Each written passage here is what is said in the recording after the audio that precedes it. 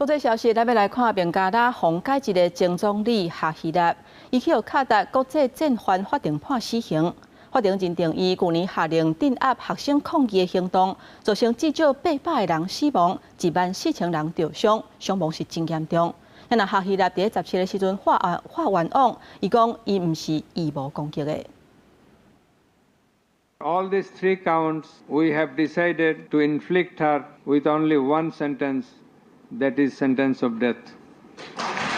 法官宣读判决，法庭内面有人欢喜，有人流目屎。法庭外口真侪人伫咧欢呼庆祝。前总理哈希纳去年镇压由学生领导的抗议行动，伫镇压过程犯反领导罪被判死刑，伊也因为迄场镇压被揪落台。অনুযায়ী রায়টা আসলে বাস্তবায়ন হয়েছে।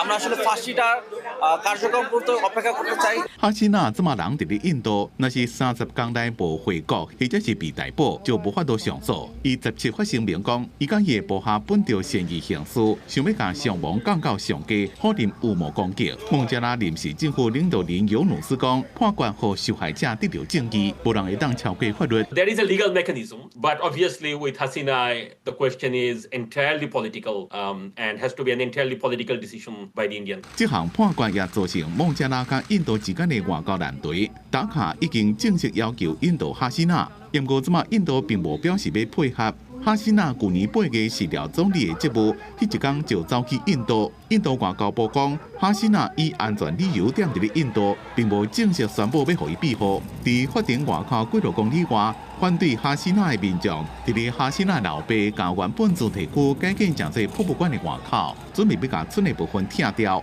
内面的物件早就已经被抢了了。迄当阵法官还阁伫咧宣读判决，警方还阁摕车仔赶人。迄暗依然有超过300人伫咧遮，而且伫大路顶烧车链啊。哈希纳所属的孟加拉人民联盟叫民众开始全国性罢工。公司新闻黄文玲编译。